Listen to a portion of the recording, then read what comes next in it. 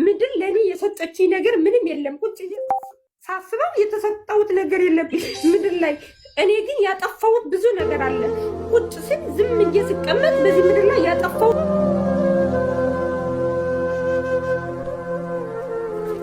ሰላም ሰላማችሁ ይብዛ ውዶቼ፣ እንዴት ናችሁልኝ? ዛሬ የምናወራ ሁለት ሰዎችን ምሳሌ በማድረግ ብዙ ተደብቀው እንደዛ አይነት ነገር ውስጥ ላሉ እና እንደዛ አይነት ነገሮችን እያሰቡ ያሉ ሰዎችን ነው የምናወራው። ግን ግልጽ ሆነውልን የምናያቸው እነሱ ላይ ተመስርተን እናወራለን ማለት ነውና ዛሬ የምነግራችሁ ነገር የሁላችንም ህይወት የሚፈትሽ እኛ እንዴት ነን፣ ጤናችን እንዴት ነው፣ ምንስ እያሰብን ነው ብለን ራሳችንን የምንፈትሽ ይሆናል ማለትና ሁለት እህቶች ናቸው።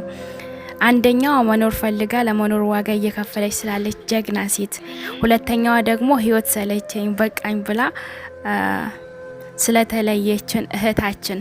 ይሄ ማለቴ ብዙ ችግር ውስጥ ሆነው መሞት የለብኝም፣ የኔ ህይወት ትልቅ ዋጋ አለው፣ ዋጋ ተከፍሎልኛል፣ የፈጠረኝ አምላኬ ነው እኔን መግደል የሚችለው፣ እኔ ራሴን ማጥፋት አልችልም ብለው ለመኖር የሚጥሩና ብዙ ነገርም አንድ በቃ አለ አይደለ ተስተካክሎላቸውም ሊሆን ይችላል በጥርሳቸው እየሳቁ ሌሎች ስቃዮች ኖሮባቸውም ራሳቸውን ለማጥፋት ከዚህ ምድር ይሄ ምድር በቃኝ ብለው ለማሄድ ውስጣቸው የሚመላለስ። ምክንያቱም ሰሞኑን አንድ ቲክቶከር ህይወቷ አልፏል፣ ራሷን አጥፍታለች። አንዳንድ ሰዎች እዛ ስር እየገቡ እኔም ደክሞኛል መሄድ ይሻለኛል ምናምን የሚሉ ኮሜንቶች ምናምን አሉና ለዛ ደግሞ እቺ እየታመመች ለመኖር የምትሰራውን ገንዘብ መድኃኒት ላይ ብቻ ለምታረገው እህታችን ከሷ ትልቅ ትምህርት መውሰድ አለብን። ምክንያቱም እሷ በቃኝ ሰለቸኝ ብላ ማቆም ትችል ነበር፣ ግን አይ ህይወቴ ዋጋ አላት እኖራለሁ መኖር አለብኝ ብላ የወደፊትን እያሰበች ነው የምትሰራውን ገንዘብ መድኃኒቷ ላይ እያደረገች እየኖረች ያለው። እስኪ ራሳችሁን ጠይቁ፣ ህይወት ምንድናት? ዛሬ በቲክቶክ እንደምናያት እቺ ልጅ በሽታው እየገፋባት በሰው ሀገር ሆና የምታገኘውን እያንዳንዱን ሳንቲም ለወርቅ ሳይሆን ለህይወት መቀጠያ መድኃኒት እየገዛች የምትኖር ብርቱ ነፍስ አለች። ህመም ከማንኛውም ነገር ማቋረጥ እንደማይችል ሰዎች ቢናገሩንም አትድኑም ቢሉንም ተስፋ ቢያስቆርጡንም፣ ግን እኔ ለ8 ዓመታት ያህል ቤት አልሰራም፣ ባንክ ቤት ብር አላስቀምጥም፣ ወርቅ አልገዛም፣ ቤተሰብ አልረዳም። ለ8 ዓመት ያህል በእነዚህ መድኃኒቶች ነው የምኖረው። መድኃኒት እየገዛሁ ነው የምኖር። ስለዚህ እዚህ ሶሻል ሚዲያ ላይ በቲክቶክ ባሸንፍ መድኃኒቴን የምገዛበት መንገድ አስተካክላለሁ። ለምን እዚህ ምድር ላይ እስካለው ድረስ እስከ ህይወት ፍጻሜ ድረስ መድኃኒት ስለምወስድ ማለት ነው። ስለዚህ እኔ ህመምተኛ መሆኔ ተስፋ አላስቆረጠኝም። ሰው ነኝ፣ አዝናለሁ፣ ይከፋኛል። ግን ደግሞ መዳም ቤት ሰርቼ ነው በእነዚህ የምኖረው። ስለዚህ በትንሹ ቢዝነስ ከፍታችሁ ያልተሳካላችሁ ያልሞላላችሁ በትንሹ ተስፋ ለምትቆርጡ ሰዎች እኔ ተስፋ ሆናችኋለሁ፣ አይዟችሁ እላችኋለሁ ማለት። እሺ ውዶቼ ቪዲዮን አይታችሁታልና እስኪ ቪዲዮን አይታችሁ መጀመሪያ የሆነ ሀሳብ ውስጣችሁ ካለ ይሄንን ቪዲዮ ካያችሁ በኋላ ምን አይነት ሀሳብ መጣላችሁ? ወይኔ አምላኬ ይቅር በለኝ አላላችሁ? ብዙዎቻችሁ እንደዛ እንደምትሉ ተስፋ አረጋለሁ። ምክንያቱም እቺ ልጅ እየሰራች ያለችው ህይወቷን ለማስቀጠል ብላ በምትሰራው ገንዘብ መድኃኒት እየገዛች መድኃኒት እየወሰደች ነው። እና ስንቶቻችን የተሟላ ጤና ኖሮን ለነጋችን እያሰብን ስላልተሳካልን ብቻ ሌላ ነገር እንወስናለን፣ ራስን ወደ ማጥፋት እንሄዳለን፣ ምናምን እናማራለን ምናምን ነገርና እቺ እህታችን በጣም ብርታት ትሆነናለች ብዬ ስላሰብኩት ነው። ብዙዎቻችሁ አይታችኋት ሊሆን ይችላል፣ ግን ያላያችሁ ሰዎች ማለት ነውና እስኪ ኮሜንት ላይ ጻፉልኝ። እሷን ካያችሁ በኋላ በፊትም አይታችኋት ሊሆን ይችላል፣ አሁንም ሰምታችሁ ሊሆን ይችላል። ከሰማችሁ በኋላ ውስጣችሁ የተፈጠረ ነገር ምንድነው? ወይኔ ያላላችሁም ይቅር በለኝ አምላክ ያላላችሁም እና እስኪ የተሰማችሁን ሀሳብ ኮሜንት ላይ ጻፉልኝ። እና ያው የምትሰራው መድኃኒት ለመግዛት ነው። የሰው ፊት የምታየው ነገር ለማየት ነው። እቺ እህት ለምን ተስፋ አልቆረጠችም? ለምንስ በሽታው በቃኝ ብላ አልተቀመጠችም? ምክንያቱም ህይወት ውድ እንደሆነች ታውቃለች። ዛሬ ህመም ውስጥ ሆኖ መድኃኒት ገዝታ የምትኖር እህት ጤና ኖሯት ኑሮ ሰለቸኝ ለሚሉ ትልቅ ትምህርት ይሆናል ብዬ አስባለሁ። እና እሷ ጀግና ናት። በህመም ውስጥ ሆና የምትሰጠው ፈገግታ ለብዙዎቻችን ትልቅ ትምህርት ይሆናል ብዬ አስባለሁ ማለት ነው። እና እስኪ ኮሜንት ላይ አስተያየታችሁን ፈልጋለሁ።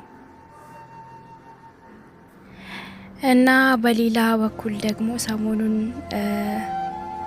ልብ የሚሰብር በሶሻል ሚዲያ እያየናት ያለችው አቺ በፎቶ ላይ የምታዩት ልጅ ቦኒ ትባላለች። ብዙዎቻችሁ ልታቋት ትችላላችሁና ብዙ ስቃዮችን አልፋ ስራ ሳትንካ ትንሽ ተነስታ ትልቅ ደረጃ ላይ የደረሰች ከ800 ሺህ ተከታይ በ800 ሺህ በላይ ተከታዮችን ያፈራች ቪዲዮዎቿ በሚሊዮኖች የሚታይ እይታ ያላት ጀግና ቲክቶከር ነበረችና የተነሳችበት ቦታ ስናይ ሊስትሮ ትጠርግ ነበር።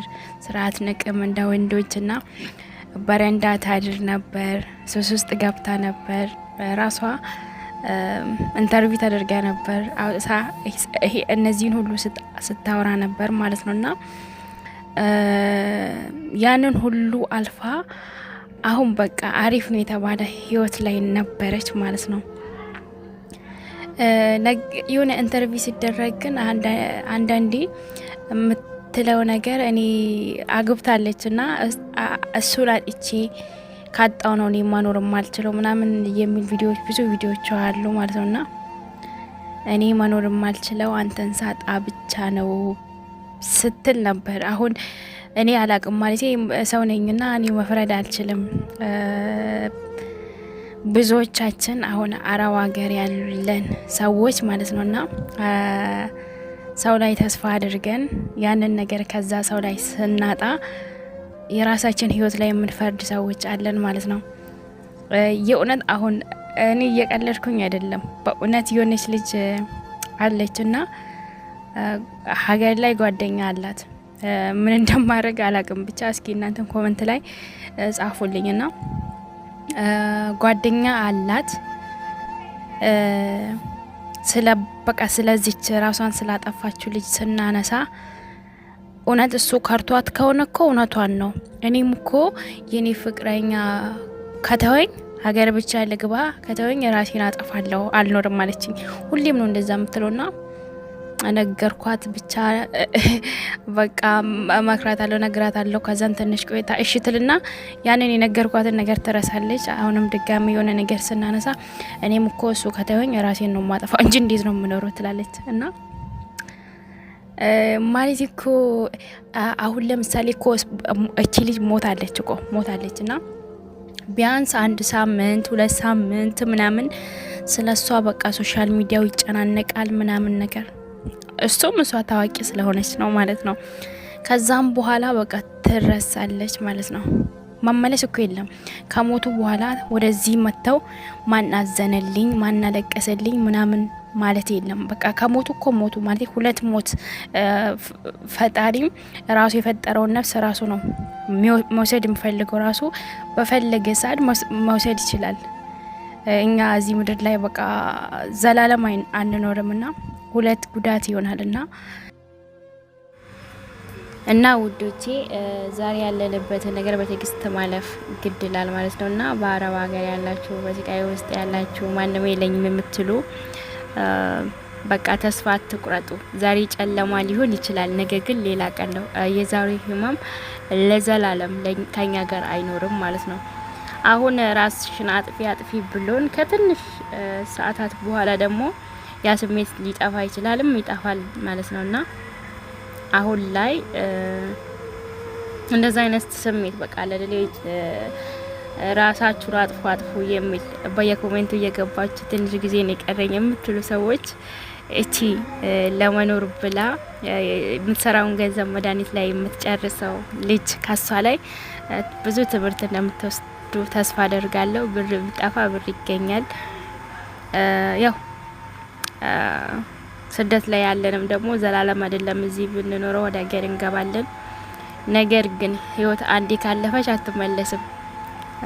ከሞት ተነስተን አንመጣም እና ራሳችሁን አትበድሉ። የተሰጣችሁን ህይወት ተንከባክባችሁ ማማረርን አቁማችሁ ካለችን ቀን ጋር አብሮ መኖር ነው ማለት ነውና እንደዛ አላችኋለሁ ተመልካቾቼ። ቪዲዮ ቢያንስ ለአንድ ተስፋ አለቆረጠች እህት ደርሶ ህይወቷን ብታደግ ትልቅ ዋጋ አለው። በኮሜንት ስር ተስፋ አትቁረጡ የሚል ቃል ጻፉ። ቪዲዮውን ከወደዳችሁ ላይክ፣ ሼር፣ ሰብስክራይብ አድርጉልኝ። ስለሰማችሁኝ በጣም አመሰግናለሁ። በሌላ ቪዲዮ እስከምንገናኝ ድረስ ደህና ሆኑ።